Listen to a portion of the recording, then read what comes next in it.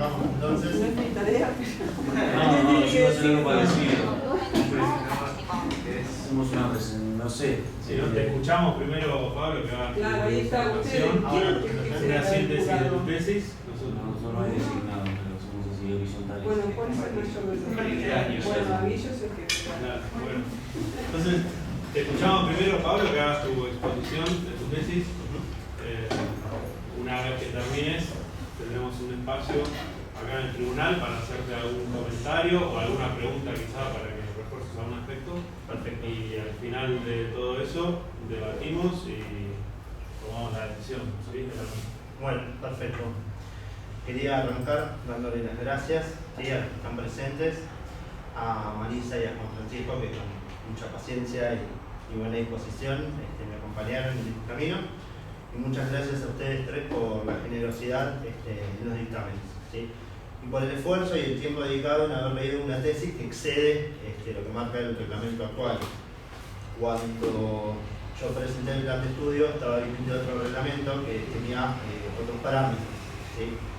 Oportunamente nos señalaron Marisa y Juan Francisco la extensión, las redundancias, la excesiva cantidad de citas. La redujo unas 40 páginas de lo que era la versión original, pero de todos modos quedó larga, ¿sí? Así que bueno, por todo eso muchas gracias. Voy a centrar la exposición desarrollando la mayor cantidad de aspectos posibles que ustedes me señalaron en los dictámenes para poder profundizar y trabajar la defensa, ¿sí? Voy a hacer una presentación del trabajo y luego voy a detallar un poquito la metodología que usé, que fue uno de los puntos que me pidieron. Bueno, mi hipótesis es que según Joseph Piper, para tener una vida humana plena es necesario primero ver bien la realidad. Fueron dos las preguntas que guiaron la investigación, que son ¿qué significa para Piper ver bien la realidad? Y en qué consiste, según su filosofía, su obra traducida al castellano, una vida humana plena, ¿sí? La bibliografía que usé, la bibliografía primaria, fueron todas las obras que encontré de él en castellano y sumé un artículo que no estaba en ninguna de las obras. Hay fragmentos de sus libros que se repiten en distintos volúmenes. El Misterio y la Filosofía no lo puedo encontrar en ninguno de los libros editados. Y luego, bueno, me basé en todo lo que encontré de él en castellano. La metodología consta de los siguientes pasos. Lo primero que hice fue formular la hipótesis, hacer una primera lectura de toda la bibliografía primaria, confección de fichero comparatístico, que ahora se los voy a mostrar, una segunda lectura con todos los conceptos a la vista, rastreando las ideas que yo quería encontrar en Piper, y por último la selección de las citas.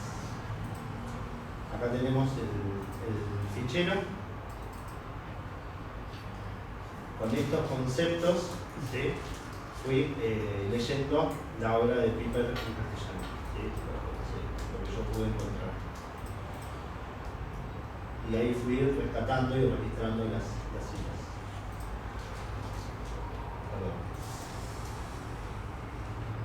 Por último, bueno, tenemos el esquema de trabajo, el esquema de la tesis. La dividí en dos partes. La primera la titulé El hombre, la mirada y el mundo, que se compone de dos capítulos. En el primero trato de rastrear qué significa para Piper la realidad, qué es la realidad desde el supuesto metafísico, y en el segundo apartado del primer capítulo, qué es el ser humano, ¿sí? Cuál es la idea de hombre que está presente en la obra de Piper. Es uno de los temas centrales para él. En el segundo capítulo me pregunto qué significa para Piper ver bien la realidad y lo desarrollo en estos cuatro apartados. Hay un predominio de la inteligencia a la hora de ver bien, cuando hablamos de ver bien nos referimos a captar intelectualmente la realidad, se hace una analogía con la vista, tema del cual vamos a decir algunas palabras también.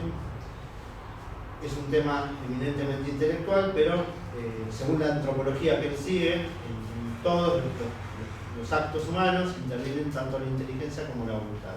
Y la voluntad ciertamente juega un papel en lo que es una correcta visión. En el segundo apartado desarrollo los conceptos de ocio, teoría y contemplación, que son muy similares entre sí, pero hay sutiles diferencias, que es lo que yo voy a buscar en la conclusión de ese apartado. En tercer lugar, la ampliación del campo visual a partir de los antiguos, los mitos y la tradición. Y por último, para cerrar esta primera parte, los factores que pueden llegar a anular una correcta visión. Bien, luego tenemos la segunda parte, dividida en 3 capítulos. El primero de ellos es la vida ética, es básicamente un desarrollo de la idea de virtud en Piper. El cuarto capítulo, aquello que Piper denomina los actos fundamentales del hombre, que son caminos hacia la plenitud, que son la filosofía, el arte y la religión. Y por último, los componentes fuertes que hacen a una vida humana plena, que son el silencio, el amor, la fiesta, la felicidad y otros componentes menores. Sobre este último punto, aclaro que en un primer momento era la conclusión de la tesis, pero como tenían el mismo problema que señalamos inicialmente, tenía muchas citas, decidí transformarlo en un apartado más. Bien, con esto entramos en otro de los temas que me pidieron que desarrolle, que son las discrepancias de Piper, de nuestro autor, con otros autores. En primer lugar, presentó la escuela tomista. Dijo Fray Abelardo Lobato, un tomista que condena mucho a Piper. Según Piper, Tomás sí, pero tomistas no. Son 3 o 4 los temas en los cuales Joseph Piper va a marcar distancia de la escuela tomista. Uno automáticamente lo podría encasillar ahí también, porque su autor de cabecera, su autor predilecto es Santo Tomás, ¿sí? Sin embargo, él va a marcar una distancia con el tomismo como sistema, como escuela. Son el objeto de la ética, la teoría del conocimiento y la sistematización y el racionalismo, a partir del cual, según él, muchos autores leen a Santo Tomás los aspectos en los cuales Piper se va a distanciar. Por una cuestión de limitación en el tiempo, nos vamos a detener solamente en el objeto de la ética, ¿sí? Para Piper, el objeto de la ética, según Santo Tomás, es la imagen del hombre bueno. La ética ciertamente incluye acciones, deberes, mandamientos y pecados, pero su objeto propio y primario es el recto ser del hombre, la imagen del hombre bueno, en lo cual se destaca el papel de la virtud. Según Piper, algo bastante olvidado por algunos tomistas. Yo hice una selección de autores, no demuestro que son tomistas, sino que parto del hecho de que son tomistas, porque en ellos encuentro mucho de lo que Piper señala como error en la interpretación de Santo Tomás que hacen estos autores, ¿sí? Y esto está principalmente en el objeto de la ética, ¿sí? La moralidad de los actos humanos. Bien, no voy a detenerme en cada uno de vuelta por una cuestión de respetar los tiempos, ¿sí? Pero en las distintas obras fui encontrando esto que Piper señala. Por ejemplo, la ética moral vendría a ser la ciencia que estudia la conducta humana o las costumbres de los hombres, ¿sí? En un tratado bastante extenso, muy completo sobre el tema de la moral, vista desde la óptica de Santo Tomás.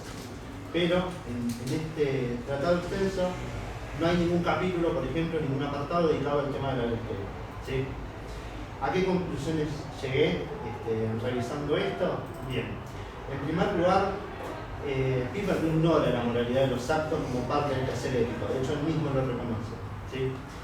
Los autores vistos, presuntamente tomistas, no ignoran el tema de la virtud como parte de la ética, ¿sí? Por más que le den un papel secundario a la virtud como objeto de la ética, aparecen los 4, ¿sí? En algunos más que en otros, pero todos reconocen que la virtud es objeto de estudio de la ética. Y al mismo tiempo, estos autores se apoyan en el mismo Santo Tomás al hablar de la moralidad de las acciones humanas como objeto de la ética, aparece en la Suma Teológica. Piper no menciona nombres cuando critica a la escuela tomista, no es así con otros interlocutores, y una hipótesis con la cual podría seguir trabajando es que Piper le habla a la escuela tomista de su época, ¿sí? A lo mejor los autores contemporáneos a Piper de la escuela tomista tenían un poco relegado el tema de la virtud. No así los tomistas más contemporáneos, que estuve rastreando. Por otro lado tenemos el intercambio que me pidieron que haga entre Piper y otros autores a los cuales él critica, él marca distancia, aunque siempre desde la postura respetuosa, muy amable con los autores con los que discrepa, ¿sí? Cito textual de un artículo del licenciado Juan Pablo Roldán.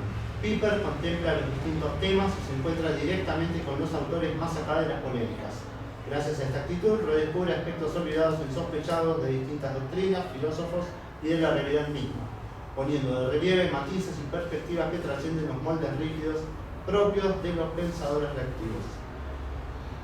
Esto que señala Juan Pablo Roldán se evidencia, a mi juicio, principalmente cuando Piper cita a Nietzsche.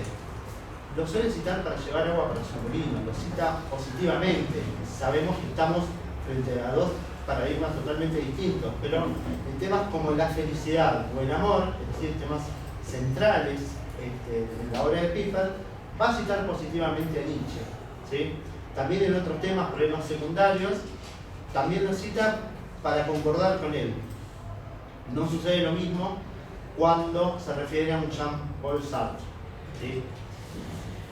Son muchos los temas en los cuales Piper lo va a tomar a Sartre como interlocutor, ¿sí? Yo tomé la negación del Homo Viator porque me parece que es un buen tema para armar un ping-pong, un diálogo entre un autor y otro. Piper asigna como elemento constitutivo de la naturaleza humana el estar en camino, el ser Homo Viator, el estar a cada segundo con la posibilidad de optar por el ser o la nada, de ir completando lo que le falta a la naturaleza, ¿sí? Esta idea la desarrolla a lo largo de toda su obra, pero principalmente en el Tratado de la Esperanza. La negación de la naturaleza humana, según Piper, va de la mano con la desesperación. ¿Qué le diría esto Jean-Paul Sartre? Esto es del existencialismo de su humanismo. Es necesario que el hombre se encuentre a sí mismo y se convenza de que nada pueda salvarlo, que nada pueda salvarlo de sí mismo, así sea una prueba válida de la existencia de Dios. En este sentido, el existencialismo es un optimismo, una doctrina de acción y solo por mala fe, confundiendo su propia desesperación con la nuestra, es como los cristianos pueden llamarnos desesperados. ¿Qué le respondería entonces a esto Joseph Piper? Bien, en la nota al pie, número 70 de la tesis, ¿sí?, digo lo siguiente: siguiendo a Kierkegaard, Leonardo Castellani afirma que la desesperación y la esperanza andan siempre juntas en el pecho de un hombre religioso. Esto lo dice Leonardo Castellani. Yo lo traje a colación porque me pareció que ilustraba muy bien una cita que está en la página 94, que dice: por sobre una esperanza arraigada en lo más íntimo y profundo del ser del alma, pueden darse cercanas a la superficie, por así decirlo, muchas desesperaciones, pero no tocan la esperanza profunda y no tienen un significado definitivo. Para ampliar un poquito más esto, voy a contextualizar un poco más la nota al pie, número 70. Es una novela que tiene contenido filosófico explícito, ¿sí? Estamos frente a un diálogo entre un cura y un personaje llamado Edmundo.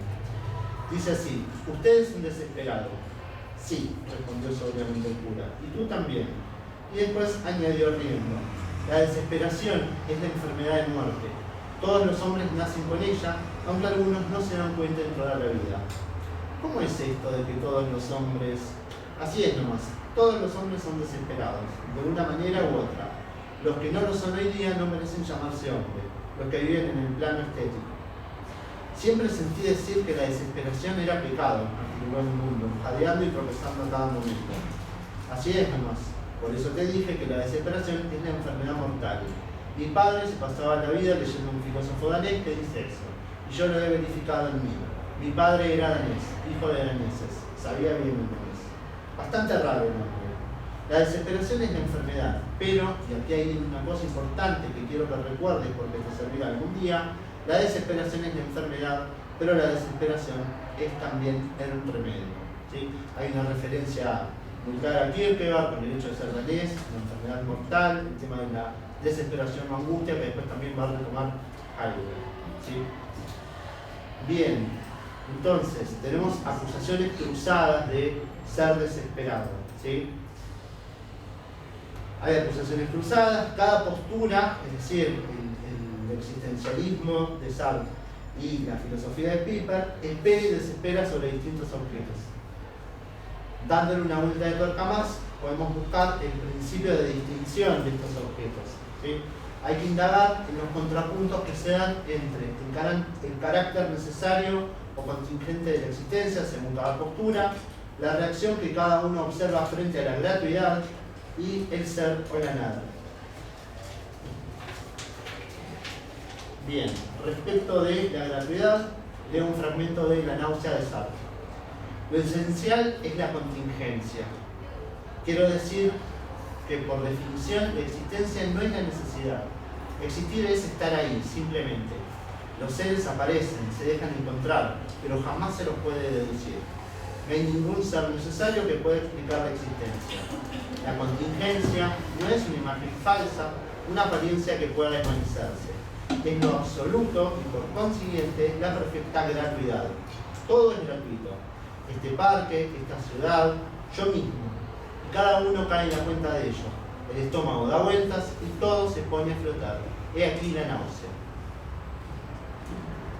El rechazo a lo regalado, a lo gratuito, es señalado por Piper como erróneo, quien sostiene. Parece como si en el hombre hubiera algo así como una voluntad que se opone a recibir un don. A nadie resulta totalmente extraño este pensamiento. No quiero que me regalen nada. ¿Sí? Hasta ahí Piper. Para él se reciben a modo de regalo la existencia, la alegría terrenal, la vida eterna, la revelación divina, la gracia divina, el hecho de ser amado. En suma, todos los motivos que después Piper va a enumerar como motivos de celebración. La felicidad de haber sido creado, cito textual de Piper. La felicidad de haber sido creado, la bondad esencial de las cosas, la participación en la vida divina, la victoria sobre la muerte. Fin de la cita. Vemos que coinciden en que todo es gratuito, nada más que la reacción que señala uno y otro es diferente. Uno dice que hay que recibirlo y que eso es el fundamento de la celebración, de la fiesta y de la alegría, y por el otro lado se señala la náusea. Como último contrapunto entre Piper y Sartre, tenemos ahí la opción por el ser o por la nada. Piper cita a Heidegger cuando dice que el ser humano está sostenido en la nada, pero como realista y cristiano se inclina por una primacía del ser. Cito textual de Piper. Los antiguos han entendido toda la energía de la naturaleza como un hambre. ¿Hambre de qué? Del ser real en su integridad, de realización plena, todo lo cual no se puede alcanzar en existencia aislada del sujeto, sino únicamente mediante la apropiación de la realidad del mundo. Fin de la cita. Y en otro texto va a decir: la vehemencia de esta hambre es de tal violencia que lo deberíamos llamar desesperado si no pudiera esperar ningún apagamiento. Otra vez aparece el tema de la desesperación. Por otro lado, en Sartre encontramos: la libertad consiste en elegir el propio ser, y esta elección es absurda. Más adelante en la misma obra, que es El ser y la nada, va a decir: todas las actividades humanas son equivalentes. En el fondo es la misma cosa emborracharse en soledad o conducir a los juegos. Si una de estas actividades es superior a la otra, no se debe a su objetivo real, sino a la conciencia que posee de su objeto ideal. Y en este caso, el quietismo del borracho solitario es superior a la vana agitación del conductor de los pueblos. Fin de la cita. Pareciera haber con todo esto en Sartre una primacía de la nada, pero en el existencialismo es un humanismo, pone al relieve que la primacía no la tiene ni el ser ni la nada, sino la libertad humana. Hay que tomar las cosas como son, dice Sartre. Y además, decir que nosotros inventamos los valores no significa más que esto. La vida, a priori, no tiene sentido. Antes de que ustedes vivan, la vida no es nada. Le corresponde a ustedes darle un sentido, y el valor no es otra cosa que este sentido que ustedes eligen. Aparece el tema del sentido de la vida, que para Sartre se construye desde cero, o si quieren desde la nada. Piper da cierto margen a la autorrealización y al impacto que tienen las decisiones personales en quién es uno, ¿sí? Pero la diferencia radical está en que no se parte de la nada, sino de una naturaleza que ya está casi armada y uno tiene que terminar de completarla, ¿sí? Bien, con esto finalizamos el tema de Piper y Sartre. Quería señalar ya brevemente otras polémicas abiertas por Piper con otros autores. En la obra Esperanza e Historia, en cada capítulo va a confrontar con un autor distinto, va a llamar pseudofilósofos a distintos filósofos, a los sofistas, a los idealistas alemanes. Es un autor polémico, aunque como decíamos, siempre procura ser respetuoso de aquel que tiene enfrente como interlocutor. Y por último, alguna otra posible línea de investigación a partir de Piper que se me sugirió también. Bueno, tenemos a Byung-Chul Han, ¿sí? También conocido como el coreano, el grueso de los temas que yo no leí mucho de él, pero todo lo que leí siempre nos remite automáticamente, no sé si a exactamente la misma perspectiva, en algunas cuestiones sí, en otras no tanto, pero tiene una temática que coincide bastante con Piper: el ocio, la contemplación, el arte, el traumatismo. Con Edmund Husserl yo me acordaba del doble correlato conciencia-mundo. A partir de este fragmento, este texto de Piper, dice que la esencia de las cosas pertenece también al estar en el campo de relación del espíritu. Más aún, para la antigua filosofía es incluso lo mismo si digo las cosas tienen ser o si digo las cosas están en campo de relación del espíritu. No digo que sea la misma idea que Husserl, ¿sí? Pero creo que se podría establecer un paralelismo con semejanzas y diferencias en lo que hace el vínculo de la realidad con el alma, en el caso de Piper, o la conciencia con Husserl, ¿sí?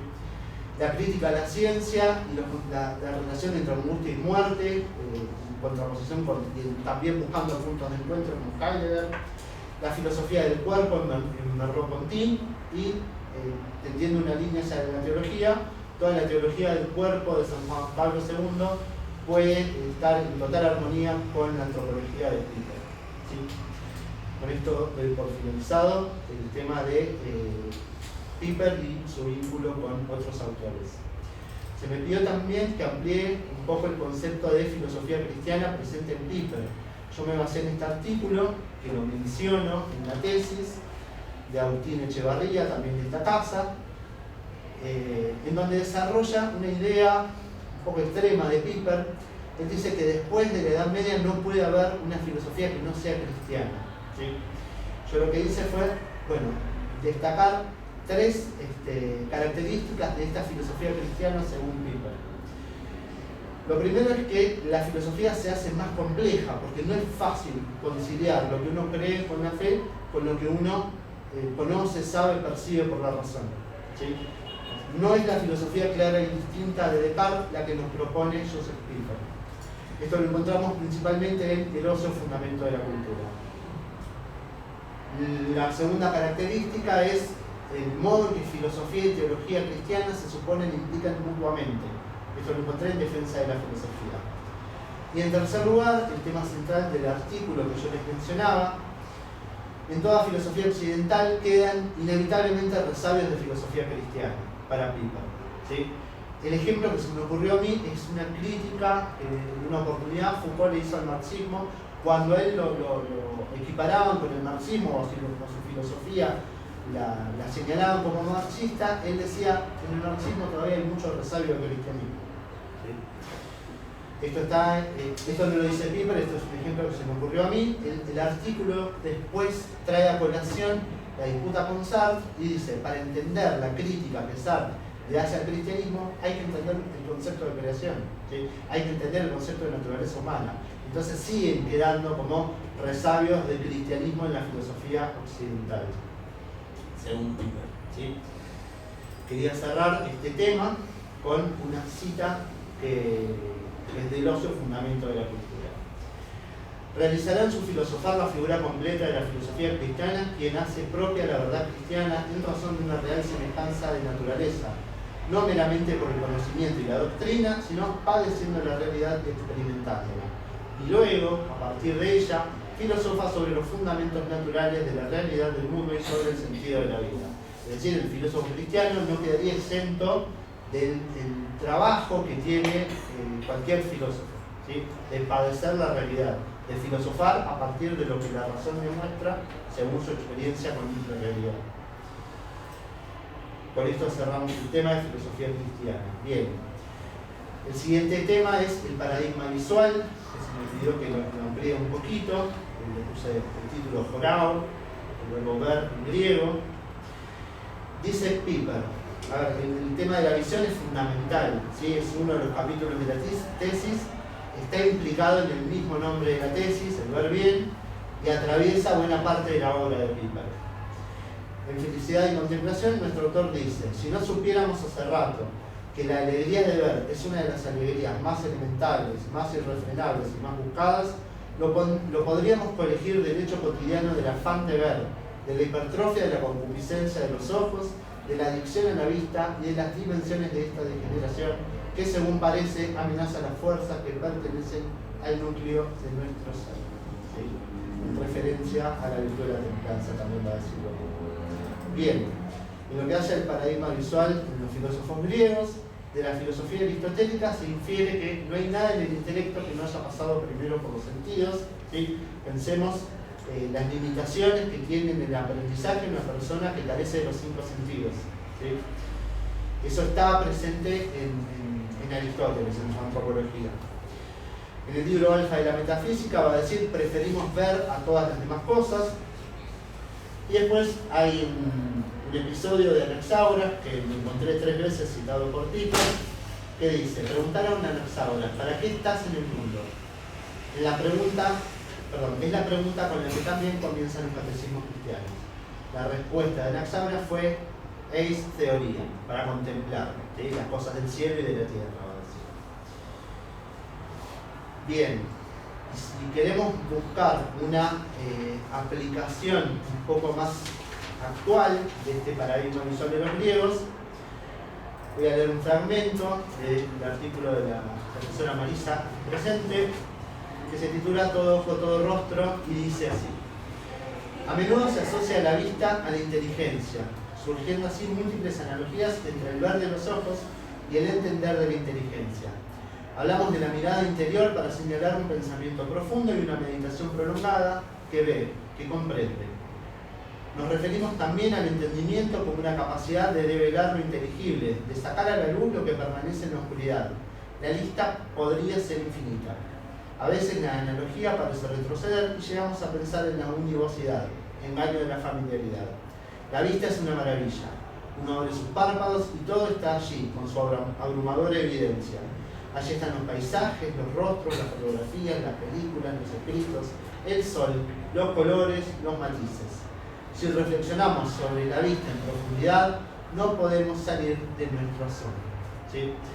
Hay otro artículo más que lo voy a tener que dejar de lado por una cuestión de limitación en el tiempo, pero vuelve a aparecer el tema de la vista y la mirada, ¿sí? Bien. Pienso también en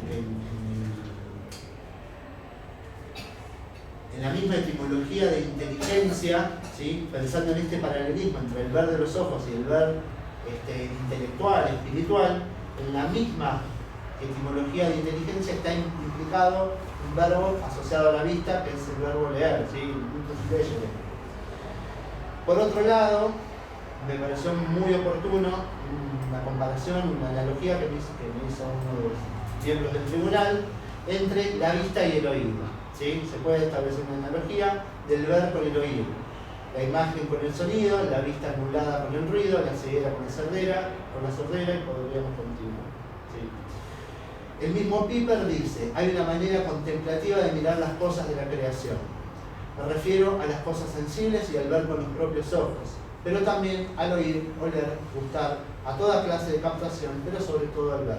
Muchas veces ver aparece como sinónimo de percibir sensorialmente, independientemente del sentido, ¿sí? Como si la vista fuera el analogado principal. Y por otro lado, ¿sí? También tenemos que hay una complementación entre la vista y el oído en lo que hace a la relación de la inteligencia, el intelecto con la fe. Captar con la inteligencia sería el equivalente al ver, y asumir por acto de fe, creer, sería el equivalente al escuchar. Dice Piper, y esto desde luego, dice Sócrates, que no lo sabe por sí mismo, sino del oído, ex acoes. La misma expresión retorna en un texto griego, varios siglos posteriores a Platón, en la carta a los romanos, es decir, en las Sagradas Escrituras. La fe procede del oído, ex acoes. ¿Sí? Con esto finalizamos el tema de la ampliación del paradigma visual y pasamos ya a las conclusiones de la defensa. Se me pidió que hiciera una recapitulación de conceptos, ¿sí?, de los temas centrales que van apareciendo a lo largo de la tesis. ¿Sí? Yo lo que hice, como lo voy a leer ahora, es tomar distintas citas como para armar una especie de glosario de estos términos centrales a partir de lo que dice Joseph Piper. ¿Sí? Eso por un lado, y por otro hice una síntesis y repensé un poco algunas ideas que aparecen en la conclusión. En el caso de ver bien, es fundamental, quizás podría haber tenido un poco más de protagonismo, el deseo de ver bien. ¿Sí? En el final del capítulo 2 y en la continuación del 3, yo me planteo si con el solo hecho de ver bien la realidad basta para alcanzar una vida humana plena. La respuesta es negativa, o sea, uno puede ver bien la realidad y al mismo tiempo no alcanzar esta plenitud que estamos tratando de rastrear. La expresión relación causal que nos remite Aristóteles, por ahí no la hubiera usado de vuelta. Si era el título de la tesis, no se puede cambiar, pero más que relación causal yo hablaría de requisito necesario. ¿Sí? Diría, ¿por qué? Porque relación causal conlleva cierto matiz de necesidad. ¿Sí? Entonces es un requisito, pero no es automático. El ver bien automáticamente no me remite a una vida humana plena. Y esto sí lo digo en el final de la tesis, más que vida humana plena, yo hablaría por vida plenamente humana. ¿Por qué? Porque este concepto de vida humana plena da un matiz de algo estático, ¿sí? Que se alcanza, que es absoluto, que es irreversible, ¿sí? Y no creo que sea eso lo que Piper piense.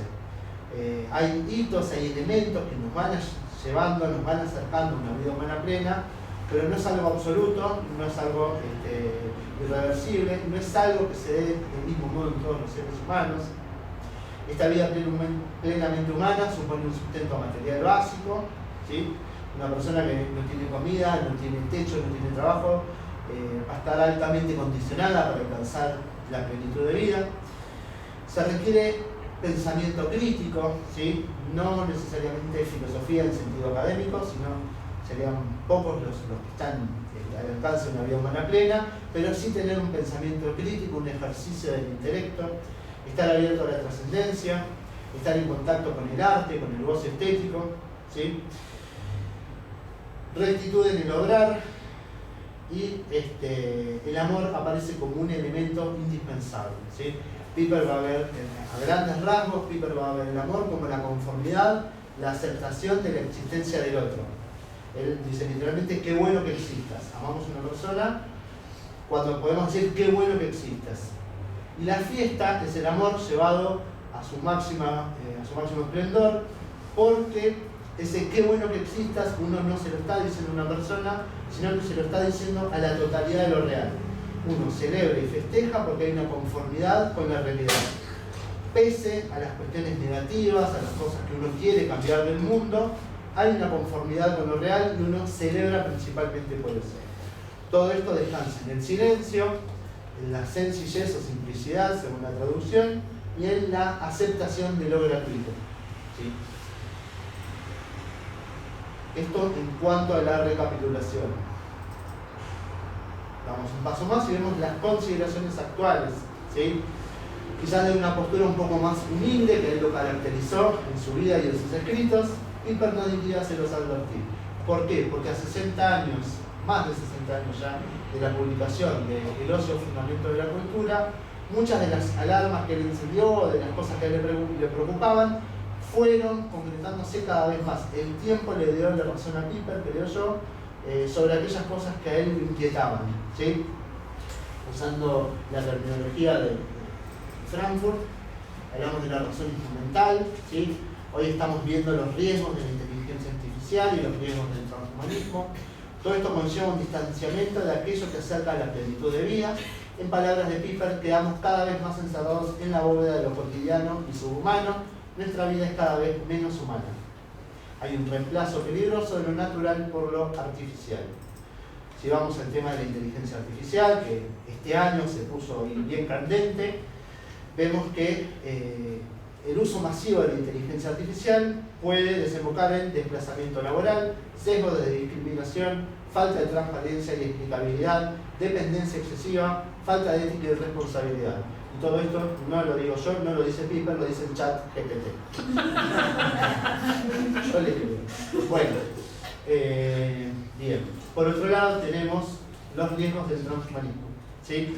Pérdida de la identidad, riesgo de olvidar la naturaleza humana con las consecuencias y repercusiones en el obrar humano, de la naturaleza o de la condición humana, ¿sí? Aquello que hace al ser humano ser un ser humano cada vez se va diluyendo más, ¿sí? Tenemos también mayor alienación en el sentido que Henri Lefebvre le daba la palabra. La palabra alienación describe para mí una experiencia múltiple, o más bien los aspectos múltiples de una experiencia fundamental. La dificultad de realizar lo posible en todos los terrenos: amor, pensamiento, arte y poesía, ¿sí?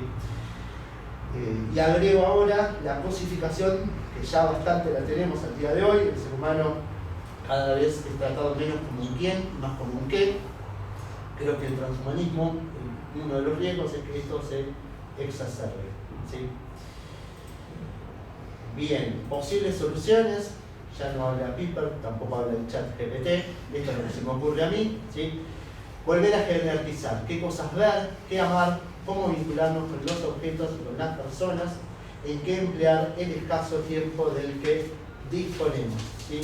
¿Cuáles son los criterios para volver a jerarquizar? Volver a lo natural, ¿sí? Siempre priorizarlo, siempre que sea posible. Si tengo una enfermedad y necesito una medicación, obviamente no voy a recurrir a lo natural. Pero siempre que sea posible optar entre lo artificial y lo natural, preferir lo natural, preferir el encuentro real al encuentro virtual, ¿sí? Bien, y ahora sí, para terminar, les voy a spoilear el último párrafo de la tesis, que dice así: existen diversos niveles de concreción de una vida plenamente humana. Todos guardan en común que parten de una correcta visión de lo real hasta el punto de casi identificarse con ella. Si la plenitud es la felicidad, si la felicidad es necesariamente contemplativa, si la contemplación permite captar correctamente lo real, entonces la correcta visión de lo real es el terreno necesario sobre el cual germina aquello que contribuye a una vida plenamente humana: la filosofía, el arte, la fe, la fiesta, la prudencia, el amor y la felicidad. Muchas gracias.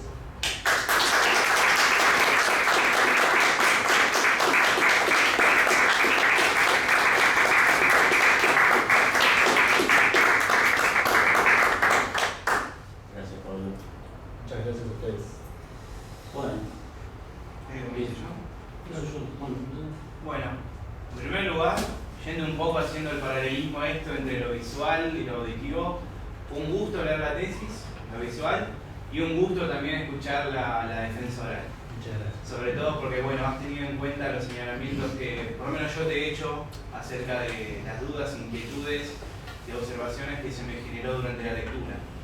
De nuevo te quiero señalar que tenés un muy buen manejo de la bibliografía, tanto de la específica como de la principal y de los otros autores con los cuales Piper dialoga. La redacción era clara, era concisa, así que la lectura no presentaba, digamos, trabas, por así decirlo.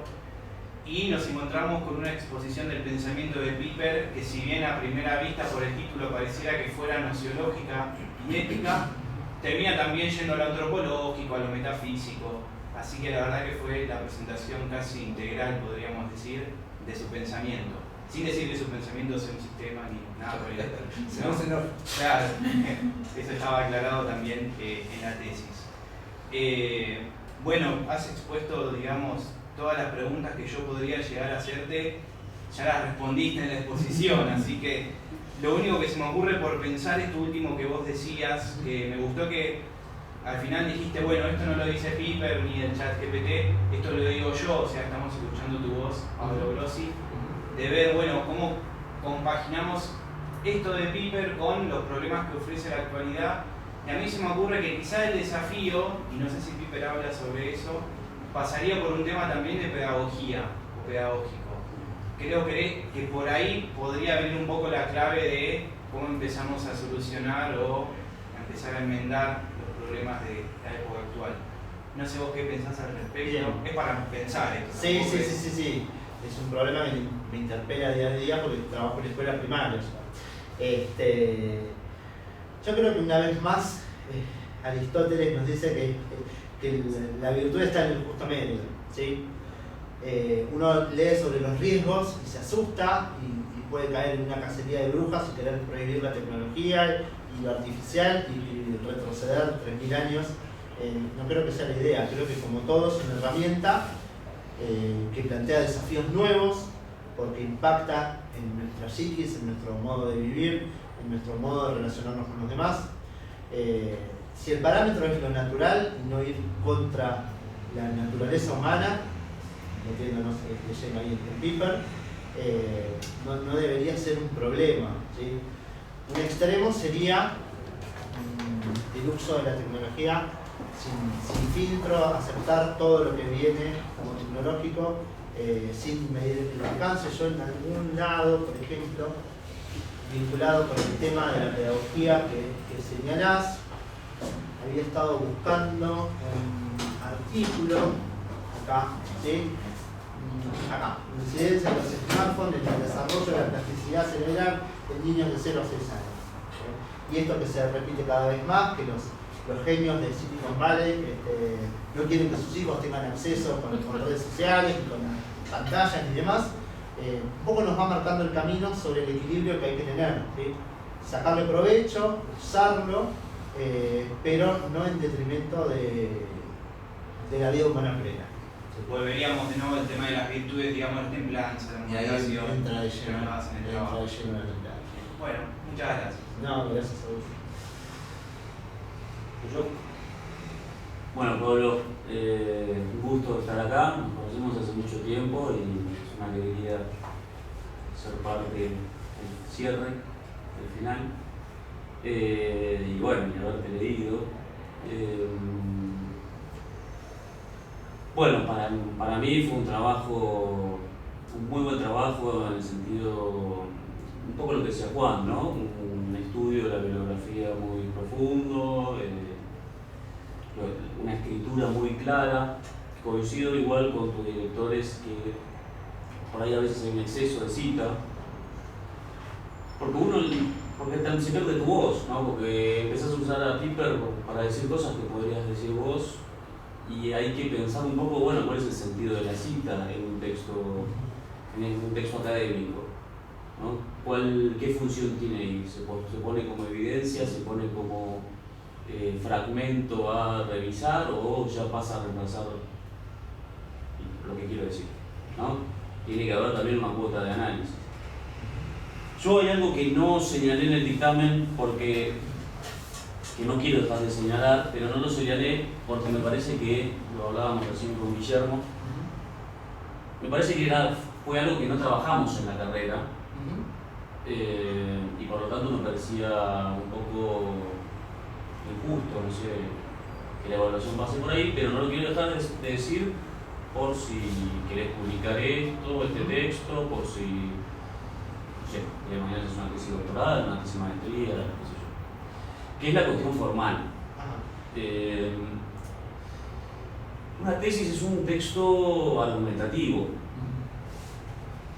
Y un texto argumentativo supone un problema en el que se inserta, una discusión en la que se inserta. Y a eso responde la hipótesis, o sea, la hipótesis es tu posición frente a esa pregunta-problema. Y eso, para mí, tiene que estar desarrollado en la introducción. Y bueno, eso si algún día la querés repensar o publicar, yo lo revería, ¿no? O sea, darle un matiz más polémico. no es una cuestión de matiz polémico, sino no se entiende a favor de qué o en contra de qué estás argumentando. Porque vos me decís, mi hipótesis es necesario ver bien la realidad para poder vivir una vida humana plena. Bueno, eso es una hipótesis, o sea, tu posición, pero tu posición frente a qué. ¿Hay una discusión? ¿Esto es discutible en Piper? ¿O la tradición clásica o no lo es? ¿Qué? Entiendo. No polémica en el mal, en el sentido de enfrentarse a alguien. No. De escarbar un poquito a ver si efectivamente es así o no. Como un poco ya de entrada, a ver si entiendo tu planteo. Como que de entrada se sabía que era correcta la hipótesis. No hacía falta escarbar demasiado en Piper. Sí, en parte y de vuelta. Digo, para que no sea un trabajo expositivo, sino un trabajo argumentativo, bueno, ¿a favor de qué estás argumentando? O sea, ¿cuál es el problema, la discusión detrás de esa hipótesis? ¿No? Porque de vuelta, una hipótesis es una posición frente a favor de la cual voy a argumentar. Sí, entiendo. Eso para pensar. Sí. Se me ocurre, por ejemplo, en vez de plantear, bueno, esto que decía en el final, ¿no? En vez de hablar de relación causal, no hay una relación causal, sino que Eso podría ser un problema. en vez de ser una causa-consecuencia, causa-efecto directo, sino es un requisito necesario, pero no basta con eso porque, y ahí viene el desarrollo. Entiendo. Y después te iba a hacer un comentario pero para pensar o para ver qué opinabas. Sí. A mí lo que más me hizo pensar fue, bueno, uno de los troncos de la tesis, que es la relación entre lo visual, que es a mí lo que más me interesa, y la verdad, ¿no? O sea, la metaforización de la verdad desde lo visual. Y bueno, no sé, ahí me parece que está bueno, digo, más allá de partir de que es una analogía, obviamente, vos lo aclarás explícitamente, que no es la observación en sentido sensible o sensorial, sino que tiene que ver con la intelección, con inteligir. Digo, bueno, ¿y ahí qué se arrastra en esa metáfora? Hay un texto muy lindo que se llama, de Hans Blumenberg, que se llama un paradigma de la metaforología o algo así, que dice justamente, bueno, los conceptos en filosofía se los suelen tratar como si fuesen transparentes y absolutos. Ahora, los conceptos en filosofía muchas veces están cargados de imágenes, son originariamente metáforas, ahí hay todo un desarrollo nietzscheano en Blumenberg interesante, que tienen sedimentado ciertas ideas, asociaciones, valores que por ahí no están explicitadas, ¿no? Él justamente habla de distintas metáforas de la verdad, habla de la verdad desnuda, no particularmente de la visual, pero de varias metáforas de la verdad en ese libro. Y bueno, me parecía interesante pensar eso, ¿no? Bueno, ¿qué queda sedimentado en la metáfora? Ya sabemos que no estamos hablando literalmente de la visión, pero no elegimos el tacto, no elegimos el olfato, no elegimos, o sea, hay algo interesante ahí para pensar, ¿no? Sobre todo porque es una metáfora relacionada con su conocimiento que no solo está en la tradición clásica, sino que se repite a lo largo de la historia de Occidente. Hay un autor que se llama Martin Shea, que habla del ocularcentrismo de Occidente, ¿no? Que se puso a la vista con el sentido hegemónico y de alguna manera se lo identifica con la cognición, ¿no? Y eso lo vemos en filosofía, pero lo vemos en la importancia del testigo ocular en un juicio, la importancia de la observación en el conocimiento científico, podemos pensar en las redes sociales, el mundo cada vez más visual en el que vivimos. Bueno, nada, no hay respuesta igual. No, pero Para ver qué pensar. para repensarlo. No sé qué pensar, pero digo. Sí. Hay un centralismo de la vista y está bueno preguntarse por qué. Claro. Y bueno, ¿Qué pasaría pensando en la adquisición de conocimientos teóricos? Y lo otro era una recomendación. Sí. Es este autor, Bernard Stiegler, es un autor francés de una tradición totalmente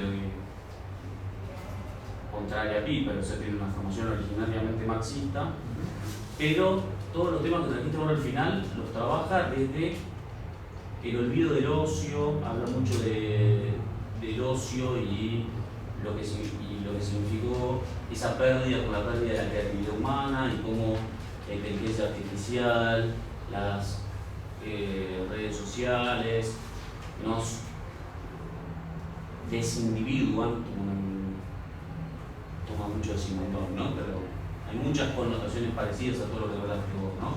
Habla de la pérdida del saber, de la proletarización de los individuos, en el sentido simbólico, habla de la miseria simbólica, bueno, ahí hay muchas resonancias que obviamente parte de una tradición totalmente opuesta, pero hay muchos elementos en común. Puntos en cuenta. Perfecto. Buenísimo. Lamentablemente no hay mucho traducido, en francés hay mucho en inglés, pero bueno, está Está bueno tenerlo en cuenta. Pero paso, sí. Muchísimas gracias. Bueno, Pablo, antes que nada, como dijeron ellos, gracias también por tu tesis. La verdad que fue un texto bellísimo de leer, y menos mal, porque como dijiste era bastante larga. Bello y prolijo. Si hubo una correctora detrás, agradecerle como Dios manda, porque la verdad que finísimo en todo lo formal, digamos, en cuanto a formato, ¿no? Si bien fue totalmente prolija, también tenía como una sutileza de un trabajo vivo, ¿sí? De una filosofía para la vida, y eso se mantiene, creo que siempre evidente en la tesis. Ya el hecho de que partas con una poesía también de una autora, agradecerle después particularmente, porque marca un estilo de tesis que no es solamente Piper hablando de Piper o vos hablando de Piper o una revisión de bibliografía, sino que es un intento de respuesta a algo de la realidad, ¿sí? Una primera lectura nos muestra un poco esto que decía Mateo y que habíamos hablado con él antes, que le falta la parte como problemática típica de una tesis actual, pero creo yo que eso es fácilmente solucionable, porque en tu caso no es un problema interno de Piper que vos estás queriendo solucionar, sino que lo que querés hacer en última instancia es traer a Piper para tratar un problema actual, ¿sí? Yo creo que eso es lo que podría ser más evidenciado para que la tesis sea más provechosa. En el fondo sé que es lo que querés hacer, digamos. No querés leer Piper porque te gusta la letra de Piper, querés leer Piper porque está respondiendo a problemas existenciales de la vida actual. Todo esto, o sea, yo no lo que vemos ahora en pantalla, yo no lo explicité en la tesis, pero era un poco el trasfondo. Bien, claro. Sí, la verdad que no hay mucho más que decir y comentar porque todo acá lo respondiste. O sea, te paramos a mitad de la ruta, te pedimos papeles y vos sacaste todos los papeles en regla. Y no solo eso, sino que además credencial de abogado, el contacto de un amigo en la municipalidad. O sea, ya está, medio que nos dejaste desarmados. Desactivaste nuestra polémica, digamos. Pero quería rescatar este aspecto de la tesis como un trabajo vivo y también supiste mostrar un Piper vivo, ¿sí? A diferencia, como te decía en el dictamen, de algunos tomismos a los que el mismo Piper se estaba oponiendo. En él el concepto es una cuestión como secundaria o accesoria, mejor dicho instrumental, para poder entrar en diálogo con la realidad, ¿sí? Entonces pasa a nivel secundario, por eso puede rescatar a Nietzsche, por eso puede dialogar con Heidegger, por ejemplo, ¿sí? Porque en última instancia el diálogo de dos personas que están mirando a un mismo acontecimiento, ¿sí? O a una misma realidad. Mismo cuando confronta con Sartre, hay alguna especie de elogio al decir que es coherente de su propio planteo, está bien lo que está diciendo, si no hay Dios no hay naturaleza humana. Así que me gusta el estilo que tiene de confrontar a los dos. Y en este sentido, entonces, en el de una filosofía para la vida hoy, ¿qué aspecto querrías resaltar ahora en esta etapa final de tu defensa de tesis? Digamos, ¿para qué? ¿Para qué hiciste esta tesis? ¿Para qué hice esta tesis? No.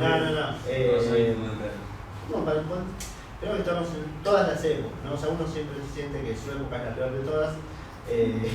Yo no digo, no creo, no siento eso, ¿sí? Como todo momento de la humanidad, hay cosas buenas y cosas malas, pero creo que para las cosas malas de nuestra época, Piper tiene muchas respuestas. No quiero decir que fue un visionario que se adelantó, pero creo que algo de eso hay, ¿sí? Me parece que tiene el hombre de hoy tiene muchas preguntas. Esperemos que toda esta cuestión de la tecnología no las acalle, y me parece que Piper es un buen puente para poder seguir repensando y buscando las respuestas que tenemos hoy, ¿sí? Tenemos preguntas que compartimos con todas las épocas de la humanidad, pero también tenemos preguntas muy de esta época. Creo que él es una buena punta para empezar a buscar las respuestas. Bueno, muchas gracias, Pablo. Muchas gracias a ustedes. Los directores quieren hacer un comentario. ¿Quieren hacer un comentario del director? Pensé que el director fue él, la verdad que mérito de Juan Francisco, yo lo leí al final, señalé algunas cositas nada más, así que Menos de 72 horas. se viene caradura. Sí, un breve comentario, pero creo que muchas de las virtudes del trabajo de Pablo las mencionaron ustedes. La perseverancia, pues duró unos cuantos años hacerlo, en medio de tanto trabajo y tantas cosas. Y digamos, lo que yo noté es una escritura muy fresca, diciendo temas que pueden parecer triviales, pero no lo son. Piper escribe muy sencillo. Es difícil hacer una tesis sobre Piper porque también es parte de lo que decía Mateo. Uno problematiza, es difícil problematizar reglas, muy claro. Entonces hay que ir con una pregunta y eso me pareció bueno, ¿cierto? Para ver si allí se encuentra alguna respuesta. Y yo creo que vos ibas con una pregunta y Piper te permitió articular una respuesta. Sí, es cierto, muchas citas eran muy largas, se podía abreviar, y ese esfuerzo de síntesis supongo que también a vos te dio más claridad sobre algunas cosas fundamentales. Sí, exactamente. Te felicito de mi parte. Bueno, muchas gracias a los dos.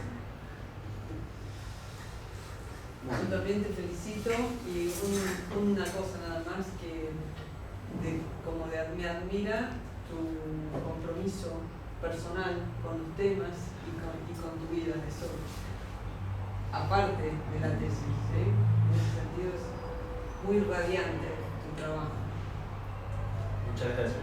Muchísimas gracias. Bueno. ¿Le sacamos nosotros, que somos tres, o...? Sí, ¿no?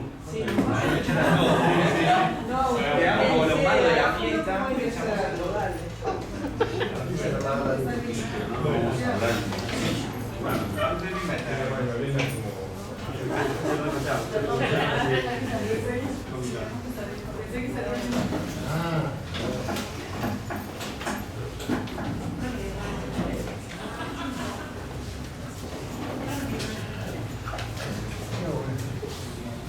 No, para. Claro, sí, ahora no.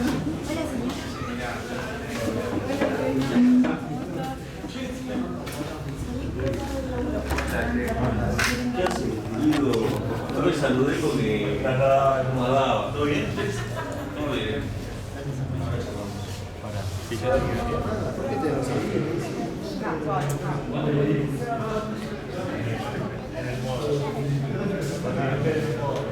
No sé cuánto van a tardar ustedes.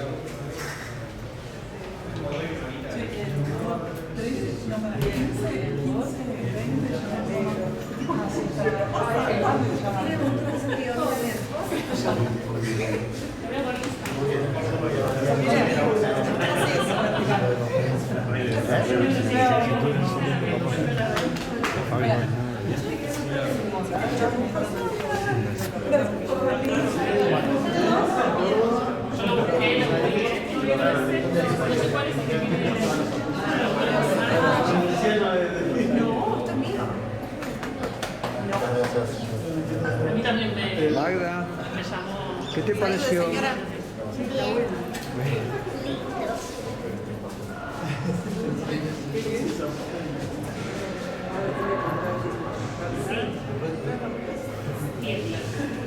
Ahora hay que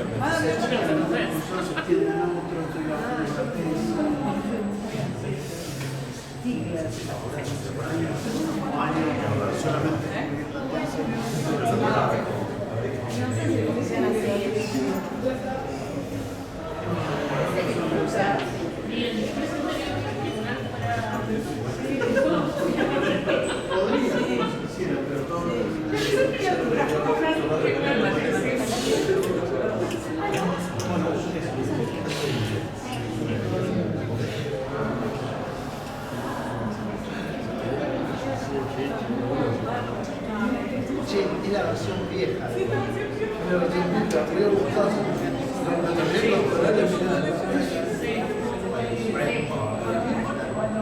Muchas me aprobaron y otras las piloteé. Sí. Tenía machete, es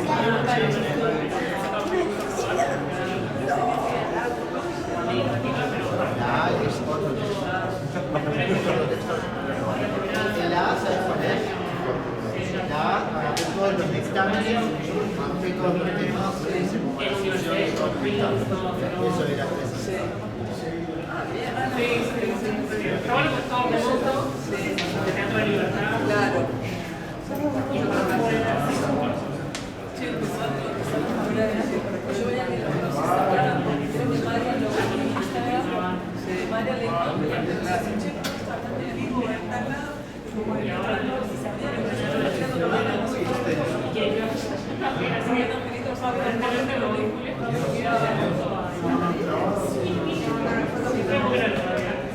y la gente se acuerda porque todo es amigo de la sociedad.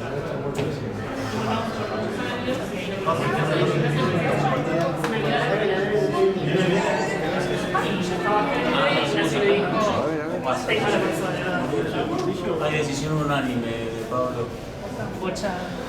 Así te firman adentro, así queda para la eternidad. No, esta vez. 5 minutitos.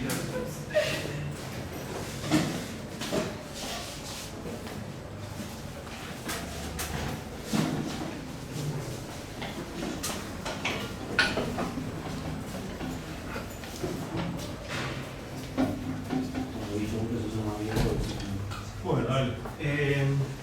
Bueno, Pablo, estuvimos hablando con el tribunal y si bien habíamos visto en una primera lectura algunos puntos que podían ser corregidos, sí vemos que la defensa oral superó con creces cualquier tipo de objeción que uno pudiera presentar a esta tesis.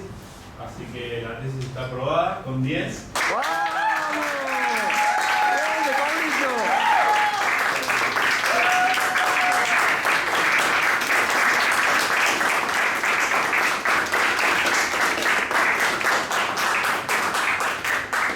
Así que la barba de filósofo ya la tenés, ahora tenés el título de licenciado. Muchísimas gracias.